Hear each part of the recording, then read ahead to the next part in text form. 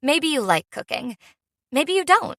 Either way, the new Blue Apron is for you. Because along with our classic meal kits, we're offering new pre-made and one-pan meals to help you get dinner on the table fast. And now there's no subscription needed, so you can just order and enjoy. Do delicious food your way. Shop 100 plus meals at blueapron.com. Get 50% off your first 2 orders with code APRON50.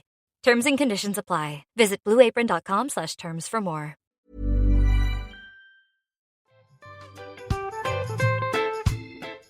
Vic, so do you fancy coming on a sober holiday? Don't worry, we're not talking about some corporate wellness retreat with cucumber water and enforced eye contact. No, this is a sober awkward retreat. 8 days of sun, sweat, laughter and absolutely no hangovers. Yep, it's all happening in Thailand next October. Picture this: yoga at sunrise, writing workshops, ice baths, Thai boxing, and lots of awkward sober dancing under the stars. It's a proper holiday with proper weirdos. Our kind of people. Yeah. You'll meet legends who've also given the booze a boot and want to have fun without feeling like a social reject. Come solo or grab a mate. Bring your awkward, bring your sun cream. No pressure, no judgment, just a big, warm, sober hug in paradise.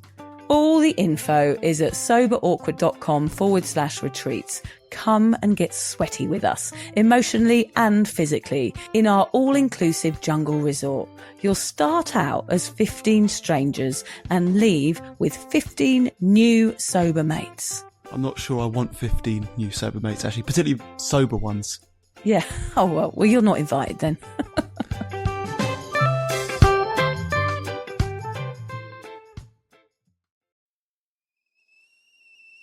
Oh, the kettle's boiled. Excellent timing. I'll just make myself a quick cuppa, take a deep breath and pretend I know exactly what I'm doing. Right, let's get started. Have you ever woken up on a Sunday morning with massive anxiety and said to yourself, I'm never drinking again, only to find yourself waving $50 at a barman by happy hour? Do you ever wonder why everyone else can stop at 1 while you end up at a dodgy after party holding hands with a weird bloke called Disco Dave? If so, it might be time to take a closer look at your reliable social crutch, alcohol. On this podcast, I investigate my own deeply dysfunctional dealings with booze and find out what it's really like navigating this alcohol-drenched world, one fizzy water at a time. I'm going to open up a shame shed of humiliating drinking stories to help you understand why waking up with one eyebrow missing and a kebab sticking out of your top pocket might actually be negatively impacting your health. So what happens when you put down those cheeky pints and finally let go of those rewarding mummy wines? I guess we're just going to have to wait and see. I'm Victoria Vanstone, and this is Sober Awkward. No, you could just leave it by the door, mate. Yep, thank you. Okay, right. Here I am in my son's bedroom with chaos surrounding me. I'll describe the scene. There's a Pac-Man game to my right, a Spider-Man colouring kit, there's headphones everywhere, there's pictures, there's a giant dinosaur, a tennis racket on the floor. I mean, I am literally surrounded by chaos, so not all the chaos disappears when you give up drinking, just most of it. But just in other ways. Before I get my mate Recovery Jimmy in today, I need to set the tone properly. Today's episode is about maturity, or more accurately, the absolute absence of it when I was drinking.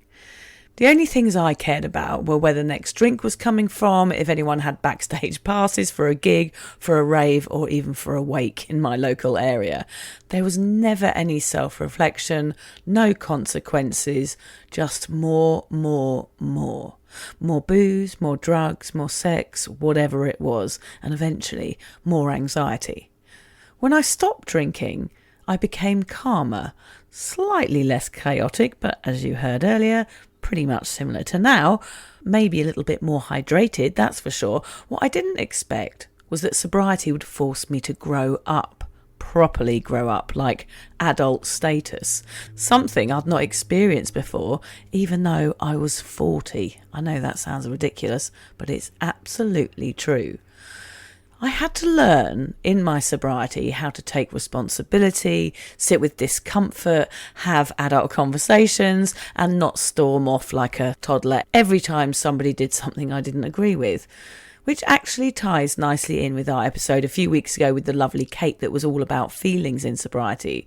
Because feelings can feel really inconvenient when you can't drown them in Prosecco. And that brings me to today's amazing guest. I'm joined by Jimmy, host of the brilliant podcast After Hours. He's now over 2,000 days sober.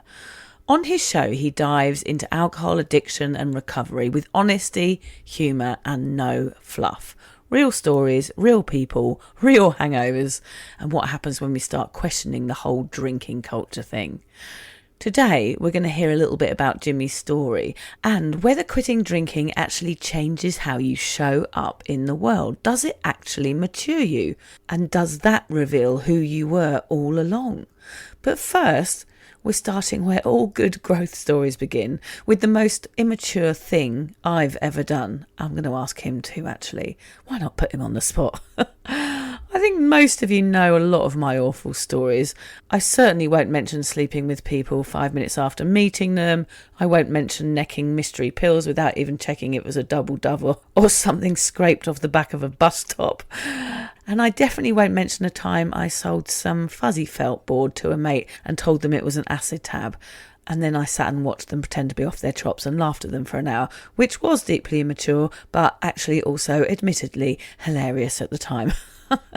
I think there's a lot I won't mention because all of you lot know my stories already. You know, I vomit in people's bathrooms and clean them up with doilies. That's just something that pops to mind. I don't do that anymore. I actually don't have any doilies. That's probably more why. I do clean up sick every now and again, but luckily it's not mine. Sorry, I've got a macadamia stuck in my throat. It's an expensive habit, I can tell you. There's not just one stupid story, there's bloody millions of them. But when I summarised this and thought about it, I think the main theme that came across to me about my immaturity was that I genuinely didn't care about myself at all. Zero self-preservation. Just loads and loads of bad decisions. This will be a funny story when I tell it in the pub tomorrow night. Never any consideration for myself. And to me, now that is pretty immature. A slurring, dribbly mess that never ever grew up. So I'm going to start today by asking Jimmy the same question. Was he like me, just an amalgamation of silliness rolled into one long 25-year binge? Or was there one moment, one instant that made him stop and think, damn, I need to grow the fuck up? I started my conversation with Jimmy earlier today by asking him what was the most immature thing he ever did as a drinker.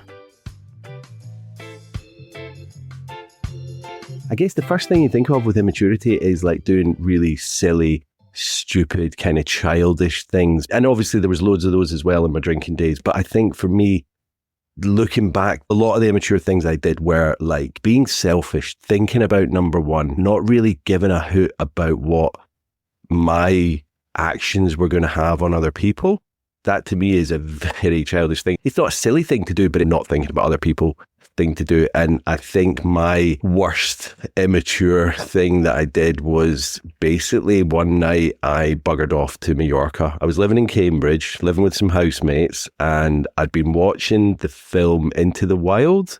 It's based on a book about this guy that he's just basically got rid of society and wants to go off and live in Alaska. And I thought, I need a change. I didn't tell anyone. Got in my car, like 3 bottles of wine to the wind. Don't condone that at all. Drove to Stansted. And it was in the middle of November. Got to the airport, parked in the short stay car park. Got to the airport and went in and said, where's your cheapest one-way ticket? And they said, Majorca. So I got to Majorca. I can't even remember what time of day it was, whatever. I think I checked into a hotel and I've been drinking the whole way. Got out the next day and went to a few bars and was saying to people, I've just basically emigrated here. And they were like, what are you going to do? And I was like, I'll get a job in a bar or something like that, because I knew bar jobs and all that. And they were like, this is Majorca. It's the summer season's over. There's nothing to do here. Cut a long story short, I think I was there for about 5 days. I ended up losing my laptop, my camera. Luckily, I still had my phone. But I was 27, so this would have been about 2007. So phones weren't really the sought after thing that people mug you for. But I'm pretty sure I was mugged for my camera and my laptop. Don't remember any of it. Basically, my brother managed to get in touch with me because I hadn't told anyone. I wasn't even thinking who's going to move into my place and pay the rent or whatever it was like. And I was the guarantor of the place. All these things, Vic, it was just utter madness. Eventually, my brother bought me a flight home, and I think my mum came to pick me up. And it was one of those things that, like, I just literally spent all my money that I had within the first few days or whatever. And it was like, what are you going to do? What? So I had to rely on other people to get me out of that shtick. Do you know what I mean? It was very immature. I think there's two things about that story that strike me as probably me being as rebellious perhaps as you, is that number one, I probably would have gone with you. And number two, I want to do that now.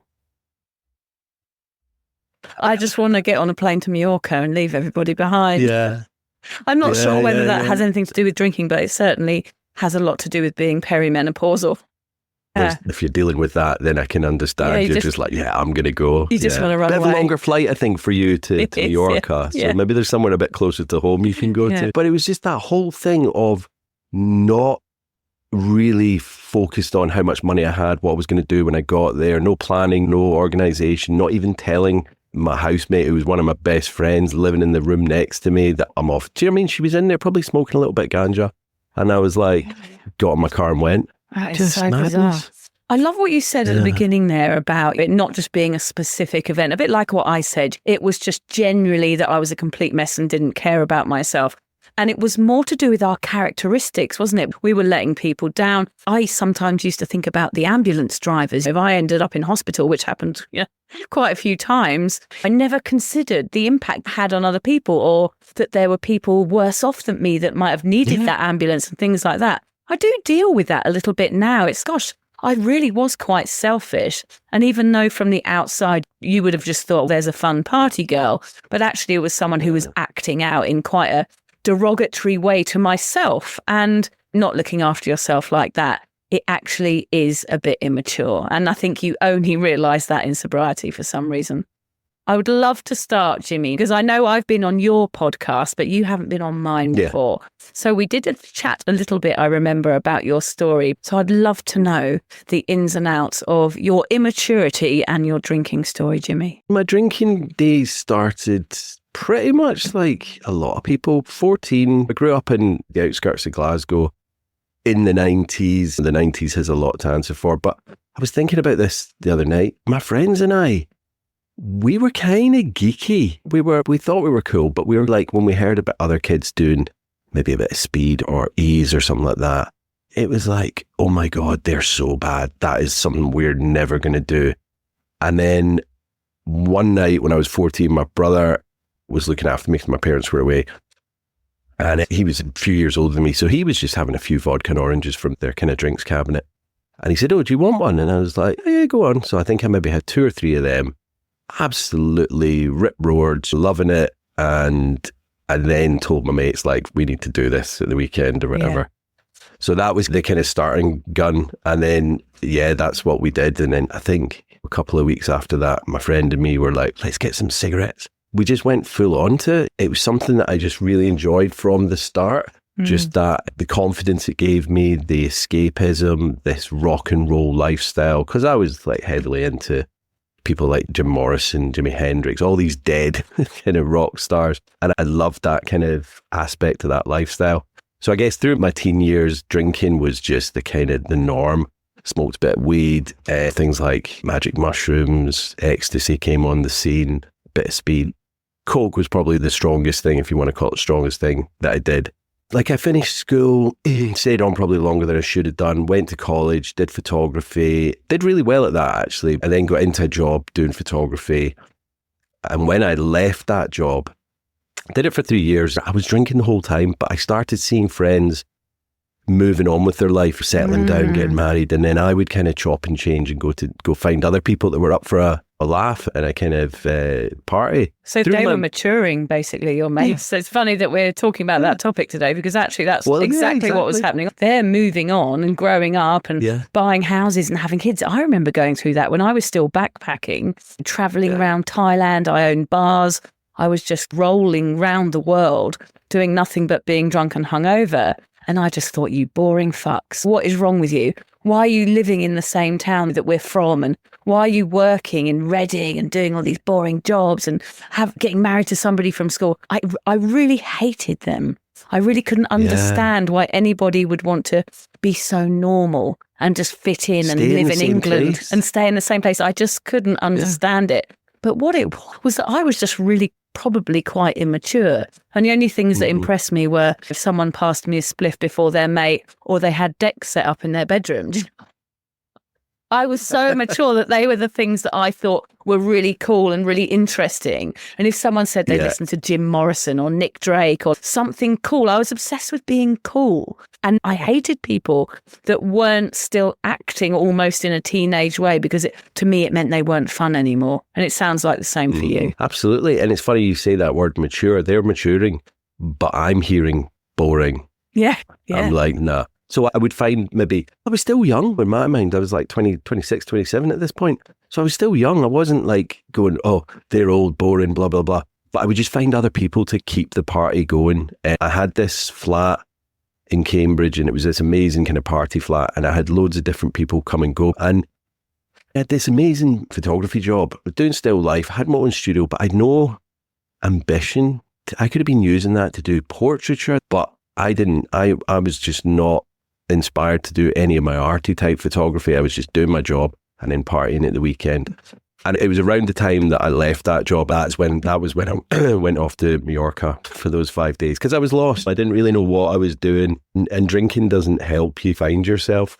But I never saw that as an issue at that point. But when I was in Cambridge, it was definitely a necessity.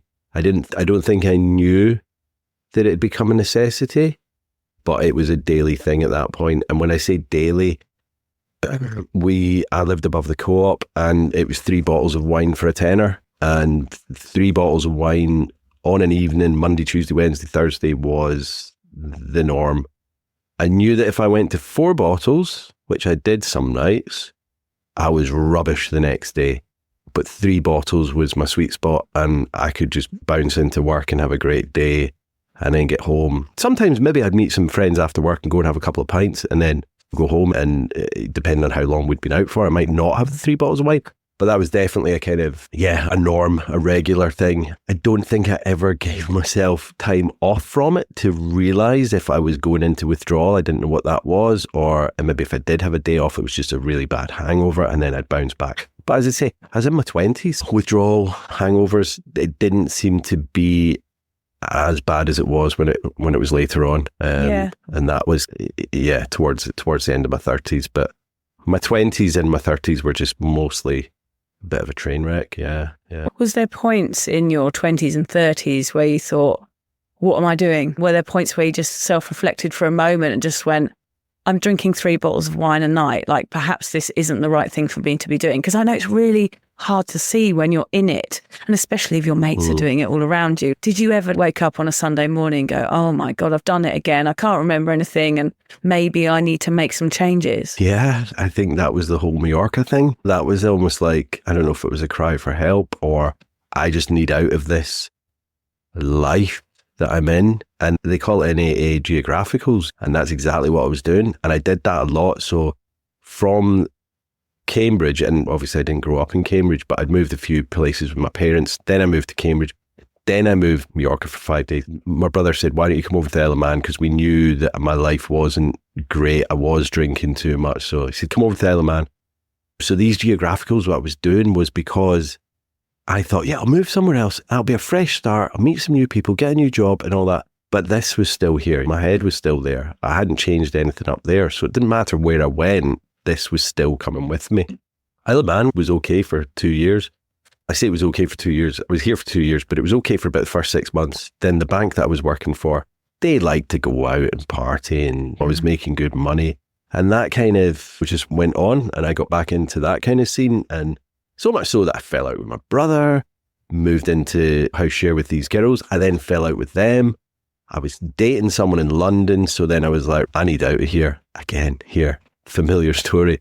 So then I went to London and stayed with her for a couple of years. And we were great, but we eventually just became housemates. We did party a lot. All of her mates, which then became my mates, were just, it was the London scene, and that was it. It was just that kind of party atmosphere. It sounds to me like a lot of your drinking, I'm making a presumptuous statement here, but it sounds like it was really ingrained more than just in you, but really you found people to drink with. It was your identity to be a reliable drinking buddy. Is that right? Absolutely. If I was at a party or a club or someone and met someone and they said they didn't drink, I wouldn't stay long in that conversation because I wouldn't really know what to say to them. And I'd just be like, oh, okay. I'd feel like saying, what else do you do? Like that whole that I say. What's wrong with you? They do everything else. Was January supposed to be your big fresh start? Well, sometimes the pressure to fix everything at once just can leave you feeling stuck. Grow Therapy makes it easier to reset at your own pace with therapy that's covered by insurance and built around your life. You can search by what matters, like insurance, specialty, identity, or availability, and get started in as little as 2 days. And if something comes up, you can cancel up to 24 hours in advance at no cost. Whatever challenges you're facing, Grow Therapy is here to help. Grow accepts over 100 insurance plans, including Medicaid in some states. Sessions average about $21 with insurance, and some pay as little as $0, depending on their plan. Visit growtherapy.com/ACAST to get started. That's growtherapy.com/ACAST. growtherapy.com/ACAST. Availability and coverage vary by state and insurance plan. Why choose a Sleep Number smart bed? Can I make my site softer? Can I make my site firmer? Can we sleep cooler? Sleep Number does that. Cools up to 8 times faster and lets you choose your ideal comfort on either side, your Sleep Number setting. Enjoy personalized comfort for better sleep night after night. And now, during our President's Day sale, take 50% off our limited edition bed, plus free home delivery with any bed and base. Ends Monday. Only at a Sleep Number store or sleepnumber.com. They're only here for a couple hours and they're going to go home and feel fine tomorrow, whereas we're out on it for the weekend. If I ever saw someone at a bar with a fizzy water or an orange squash, I just used to think, you stupid fucking idiot. I used to absolutely detest them with my full rage because I just thought, you must be the most boring person in the whole world. What are you, like a train spotter or something? I thought anyone that had a hobby outside of drinking was like the worst person in the world. Isn't it awful? And they were probably really nice, but I would glare at them and down a pint in front of them and just go, this is what living is, whilst I was blacking out and rolling around on the floor like a complete idiot. So who's the mature person in that scenario? Yeah. I'm off to the bar to go and get some shots. And then that's the thing. I'd be like, what are you going to do tomorrow? Go hiking. And I love hiking. I love it.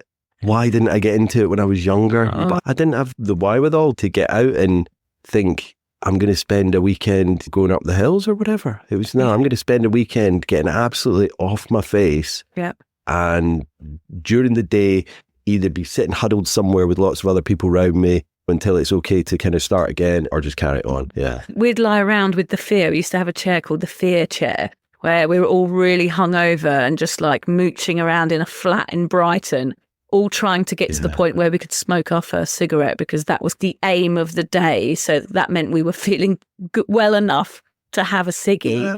And then we used to have the fear chair where if anyone felt like they were going to have a panic attack, an alcohol-induced panic attack, you'd sit on the fear chair and we'd all make you laugh so that we could pull you out of your trauma, your inner alcohol-induced nightmare.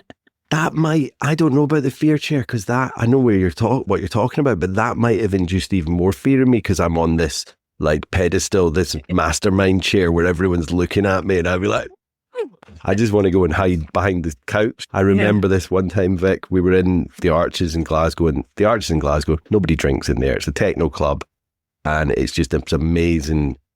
There's 8 different rooms, I think. And anyway, it's just this mad pilled up place.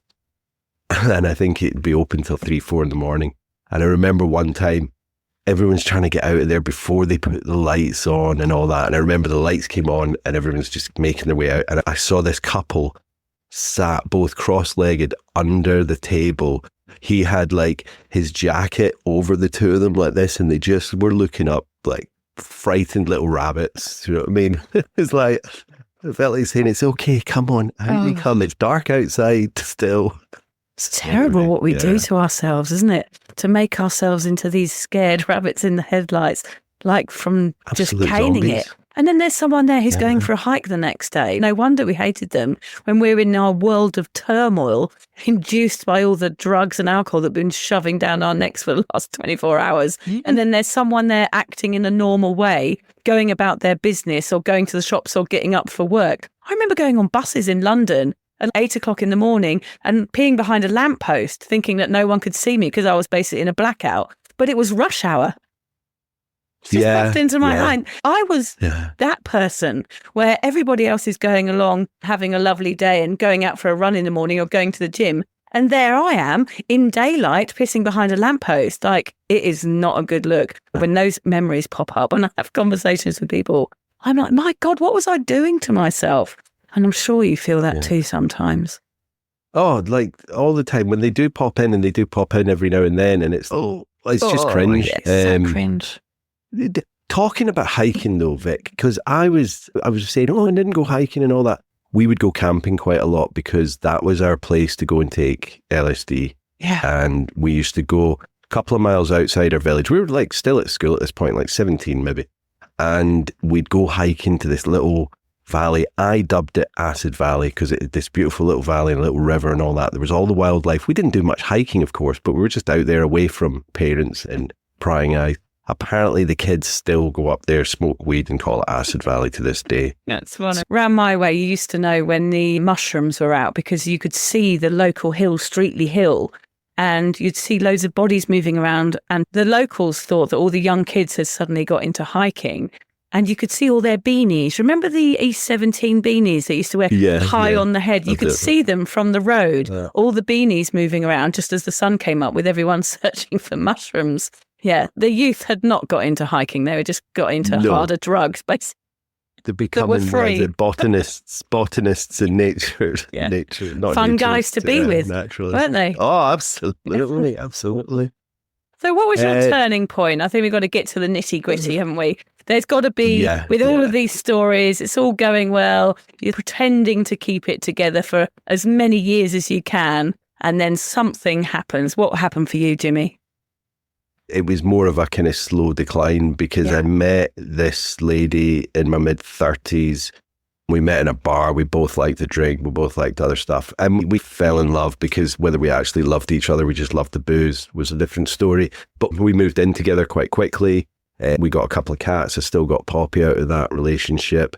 But we just drank and drank. And it was like 4 bottles of wine for a tenner. Then it was a bottle of whiskey. Then it was a bottle of vodka each. Do you know what I mean? It was like heavy. We did a lot of geographicals. We moved around a lot, different jobs. We had a pub. The pub got trashed.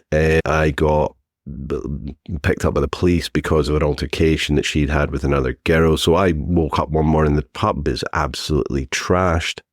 And the police are outside. And I'm like, oh, for fuck's sake. We got kicked out of the pub.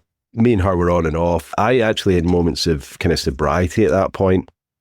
But then she would text me when I was at work saying, oh, I'm feeling awful. Can you bring some vodka home? So then I would bring some vodka home and then I would drink it. And we'd both be up in a room and just watching crap and drinking. And I eventually called it quits in that. And go back into fitness, blah, blah, blah. I was doing a lot of runs. Then I was with another lady, moved in with her. We became pregnant quite quickly. Unfortunately, the night I moved in, we lost that child, and it was still, I think it was like 11 weeks, but that was just like a kind of catalyst for me, just sent me off. It was almost, of course I was devastated, but it was like an excuse for if ever I had a reason to drink and drown my sorrows and pour me a drink and all that, that was it. I was basically drinking myself to death and she didn't know what to do. It's really traumatic, your story, actually. I had a miscarriage after my second child, and I think often the focus is on the woman a lot, of course, because they've been through a massive trauma. And I know that my husband just had to maybe give up a little bit on his own thoughts about the situation and deal with me. And I think if you're already in a drinking situation, something like that is definitely going to kick in for both parties, probably. But also, I find that sometimes men are put to the side in those situations because the women's feelings become the priority. And that can be really hard. And that is definitely going to lead you into drowning that feeling out and not wanting to think about it, for sure. Again, another maturity thing in this. I was, 38? But we didn't get any counselling. We didn't get any therapy on that. We should have done. I think it was offered at the hospital, but we just went home and I did what I did. She did what she did. She wasn't a massive drinker, but the maturity side of it should have been like, we're adults. We know that there is help for this. Let's get help for this. I started a new job, but I was actually, I told them and they were like, oh, take as long as you need. So I think it took a week. And then I would just start going into work some days, and then some days I'd be like, I'm going to go and get myself a half bottle of vodka today. This is the last one. I'm not going to do it again. I'm going to go and sit in my car just for today. Then that would go on for like weeks. So much so that I lost that job. And then she eventually found out, and we'd go through periods of me not drinking for 2 weeks. And then I'd look in the mirror and I'd go, oh, you don't look so bad now. You're not great. And then I would just start again. And I was hiding it all over the house. It was hidden behind the cistern, at the stem of the sink, in the bran flakes, because I know no one would touch the bran flakes. And it got to the point where in the morning I'd be sat there downstairs in my dressing gown waiting for them to go, because she had 2 kids, waiting for them to go to school and work. And I was literally useless until I got a half bottle of vodka in me.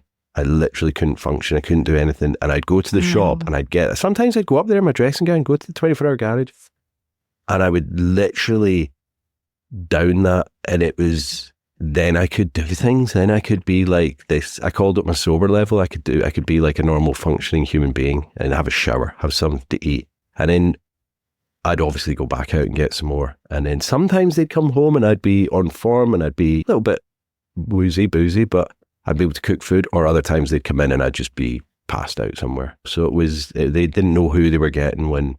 Like, I was never an angry drunk or anything like that. I was more belligerent and a bit grumpy, but they didn't know who they were getting when they came home from school and work. And that's not a nice place to be. It's sad. It's funny when you meet people in the sober world, and I've only met you online, but to see you, like, you're very sparkly and you're very happy and you've got a cozy feel to you. Do you know what I mean? And like, to imagine for somebody who doesn't know you or never met you when you were a drinker, it does feel like unimaginable that was you at some point, because now you seem so together, and I see all your photographs of your lovely relationship that you have now, and it's all so wholesome, and it just doesn't compare, does it? It's just a completely different person that was doing a completely different life. And it does feel a bit sad because you think, gosh, that is just not a way to live, and it takes so long. I think in AA they say that alcohol freezes you at the emotional age that you started drinking. And that certainly resonates with me, and I'm sure it does you too. Oh, without a doubt. The thing is, with my ex, I think she put up with it for so long because she knew the real me. She would see that real me from time to time. It got less and less towards the end of our relationship, but I think she obviously knew who she fell in love with to begin with. And that is me. That's who I am. But when I put the drink in me, I become this other person. You don't think you do. You think, oh no, that's the me I love. That's the cool me. That's the person that I aspire to be like. And it's not, that's just the booze talking. So I left her, went to stay with a friend. Because she was obviously trying to stop me drinking. So I was like, to hell with that. I don't have time for this. So I'm going to go and live with a friend. He didn't like me drinking in his house. And then it got to the point, so this would have been February 2020. And my folks, him, her, my brother and his partner were all kind of chatting, going, something needs to be done. So they booked me into a rehab detox centre in Blackpool. I got in there. 2 days later, the whole world went into lockdown. I was in there for 28 days and it was amazing. Gave me the taste of what sobriety could be and what I needed to do, because it was 12-step focus, but it also did smart meditation. There was acupuncture. While we were in there, we were doing all these different things. And also it was just felt like the whole world had gone tits up and we were in our little safe haven. It's lucky that you were there during that time, really, because I'm sure it was a stroke of luck. That was the exact moment that you went and didn't have to face the world or be locked in. I know a lot of people whose drinking escalated hugely at that time, even people that didn't have a drink problem because they were just bored and in the house all the time and started an hour earlier every single day. I know people that have come out of COVID with massive drink problems. So it's probably perfect timing for you to disappear for a month, wasn't it? I don't know how I would have kept up with my facade of going to the garage and doing this with 3 of them still at home and all that. I'm sure I would have worked out ways and been crafty enough to do it, but it wouldn't have been a fun time. I then had to come out of there and she didn't want me back. So I went and stayed with a friend until I'd organised this flat to go and stay in. It then transpired that my friend who I went to stay with and her were fooling around behind my back and telling me that I was deluded, losing my mind because there was nothing going on and blah, blah, blah. And you know when you know. And eventually it came out and then they were like, how dare you put us together and all this. And I was just like, I was basically drinking to show them. Do you know what I mean? And it was like, because I'd relapsed when I came back out of rehab. Because I was like, I'll show them. And it's like that whole, what's that saying, like drinking poison in a room and expecting everyone else to fall down dead, but you're the one that's drinking the poison. It's madness. So much so that he got me arrested because I'd sent a few shitty emails to him. Apparently it's stalking and harassment. I don't know who's not going to send a few shitty emails because he blocked me on his phones and all that. Anyway, it got a bit messy in that respect. I then came over to Isle of Man. The Isle of Man had locked their borders down, but all my family was over here, my mum, my dad, my brother and his kids. And I got an exemption to come over here. Again, I was drinking for a couple of months and then eventually I was like basically losing everyone. I was losing my mum, my dad. They were all just getting wits end, not knowing what to do. And I just didn't know how to get out of it because again, I'd got myself back to withdrawal point again. And I remember being in a field. It was a lovely day. I was in a field with this bottle of vodka and I was just crying. I didn't know where I was, who I was, what, like I knew where I was, but I didn't know who I was and what I was doing as a person. I thought, this is not the life I want. I want to make a change. Do you know what I mean? I want to make a change in people's lives as in make a difference. Because at the moment, the only difference I'm making is making people push me away. Yeah. And it was a horrible place. And I got into the Nobles Hospital here, got my final detox, and the 18th of August 2020 was my last day as a drinker. Well, that is quite an amazing story. I'd say the last selfish thing you can do is getting sober because you have to do it for yourself. You have to ignore everyone else's feelings until you get yourself sober, and then you can start rebuilding. Yeah. It takes so much time, unfortunately, doesn't it? That's the thing about lost time. I was 40 as well. And I do look back and think, wow, I actually spoke to somebody yesterday for the podcast, the lovely Sean, who's given up drinking at 28, a guy from Newcastle. And I was like, Sean, I want to know, how on earth have you done this? And his stories, they're similar to ours, but it's just that wake-up call. It came earlier for him. And I don't know whether that's luck or love or different scenarios or where you live or how it happens. But I suppose the good thing is that it does happen. And it happens for most people who drink at some point. If you're a heavy drinker, there's going to be a turnaround point, whether that's you waking up with anxiety on your own at home or some big dramatic event, it doesn't really matter. But there's usually a moment where you just go, I can't do this anymore. And whether it's for yourself or for someone else, like some people get sober just because they're hurting so many people and they realize that. Yeah. And for me, I had to do it for me because I was feeling such terrible anxiety all the time. And however you do it, it is like suddenly growing up. Even just having that thought for me, I need to do the right thing and put my hand up for myself and do something nice for me. That is a level of maturing right there, isn't it? Oh, yeah. Yeah. Without a doubt. And I think what you're saying about Sean there is like, he's 28. Back if we were 28 and getting sober, our friends wouldn't have had any of that. But I bet his friends are a lot more understanding and going, oh yeah, you've gone sober. Cool. Good for you. Whatever. Do you know what I mean? Because it's not a big deal. Whereas like my group of friends would have been like, see you later, mate.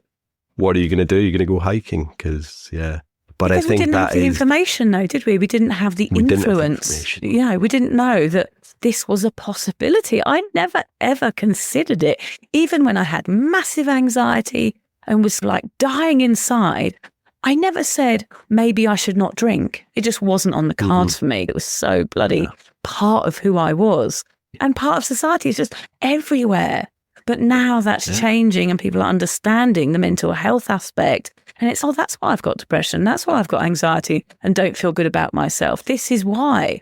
And it's great that information is out there now. And I definitely feel more mature now than I ever have done in my whole life. And sometimes that does feel a little bit boring to me. I have to do weird things occasionally, rebellious things. I would like to go to Majorca, but instead I might just drive around a car park the wrong way or something silly like that. Is there still that part of your brain that goes, going out is fun and taking drugs is fun and who am I now? No, I don't think so. Like, I think that part of me is done. And I think I have matured. As I say, I've done my taxes. I do that now. I've got my business. I'm building that up. Maturity wise, like, I still have a laugh. I've got 3 amazing stepkids and the older 2, they're both teenagers. They're like, I'm always trying to be down with the kids and try and find out what's trending. And obviously I am cool, but they're like, oh no, he's just being silly. But the youngest one's 9 and I love like doing a little bit of make believe and just being a bit silly and doing all that. So that side of my immaturity is still there, if that makes sense. That's the immature side that I was talking about at the beginning, where people think, oh, it's silliness and being kooky and all that. That side of my immaturity is what I love, and I love doing that. But actually, like being in a family, and like I got married last summer and having to have a joint account and like paying my bills and making sure we've got money in the joint account for food and this and that and all these different things. I love it. Do you know what I mean? Because I've never done that. Yeah, I was frozen at 14 until I was 40. And now I'm actually enjoying doing these. It's nice to be the responsible one for once, isn't it? And to be the reliable one. That's one thing that's come for me in my sobriety, is that I'm extremely reliable, to my own detriment, in fact, because I'm always early for everything, because I'm always on time now. And all of those things that happen to you when you mature at 40, it does feel lovely, because at last I can be a good friend, a loyal friend. I turn up on time. I eat well, I exercise, I do all the things I should have been doing for 25 years when I was pissing my life down the drain, drinking pints every weekend. And that maturity, aside from me just being silly sometimes and acting like an idiot, which I do all the time, that maturity is so bloody satisfying. And that's what sobriety is for me. It was time I grew up, and I'm happy to be still growing up and making up for lost time. I totally agree. And I think one of the other things with maturity is relationships. Like with Jen, and she said this a number of times, even since the beginning, she said it's so lovely to be in a grown up relationship.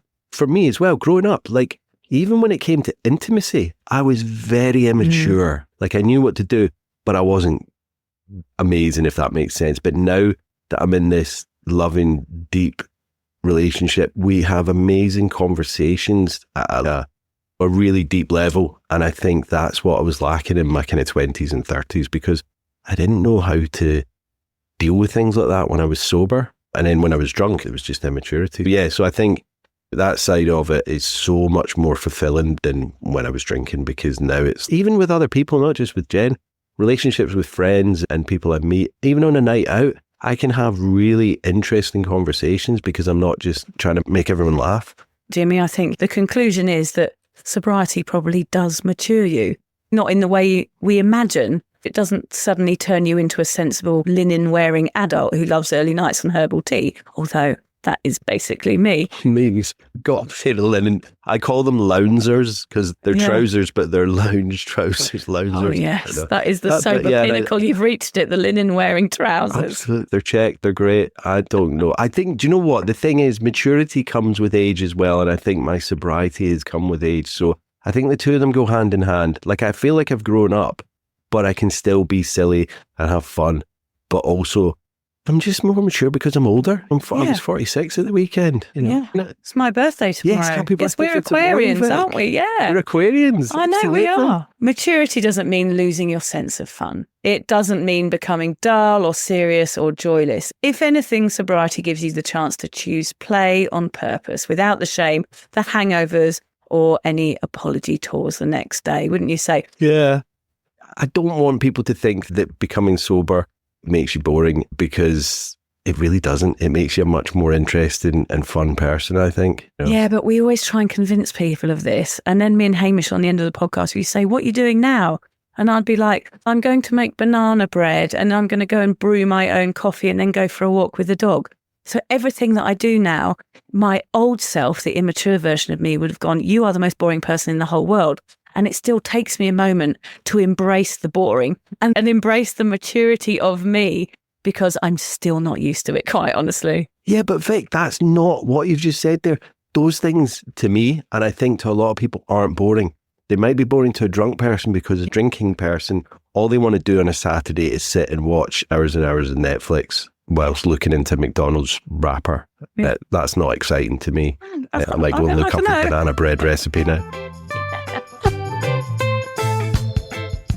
If you're questioning your relationship with booze, struggling to moderate, or your hangovers are causing anxiety, it might be time to reach out for some support. Talk to a mate, book in with your GP, go to an AA meeting, or find an online support group. I've got one. Just head to cuppa.community. For more resources, head to soberawkward.com, where you'll find details of our amazing Thailand sober holidays, the 30-day sobriety guide, books, blogs, writing courses, and loads more. I know this sobriety thingamajig can feel uncomfortable at first, but there is help out there. Find your community, connect, and start to feel the awkward and do it anyway. And if you've enjoyed the Sober Awkward podcast, please rate it, review it, and share it with your mates. Because honestly, my mates are bored of hearing about it.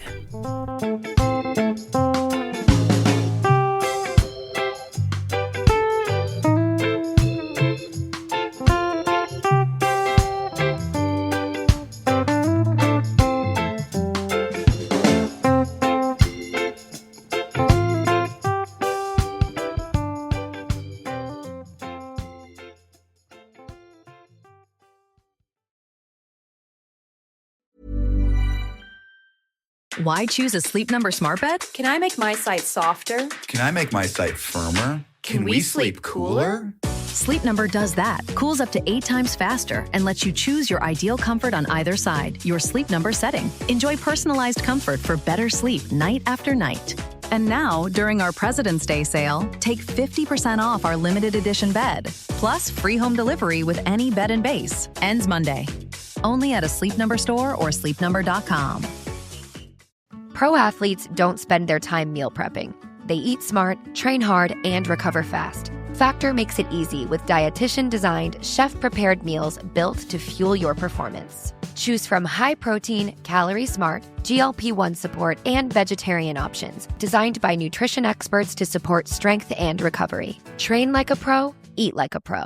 Right now, go to factormeals.com/healthy50off and use code healthy50off for 50% off and free breakfast for a year. That's factormeals.com/healthy50off, code healthy50off. Did you know you can save up to 70% on your favorite brands every single day? FromRebel.com sells strollers, car seats, espresso machines, skincare, cookware, everything you need for your home, your family, and your life, all for way less. Here's how it works. Every day, Rebel drops thousands of new products for up to 70% off. It's a nonstop feed of deals from brands like UPPAbaby, Nuna, Baby Bjorn, Nespresso, Breville, Wilson, Dyson, Caraway, and more. But every listing is one of a kind. So if you see something you love, you have to move fast. Why pay full price when you don't have to? From baby gear to tech to self-care staples, Rebel helps you save big on brands you know and love. Shop now at FromRebel.com.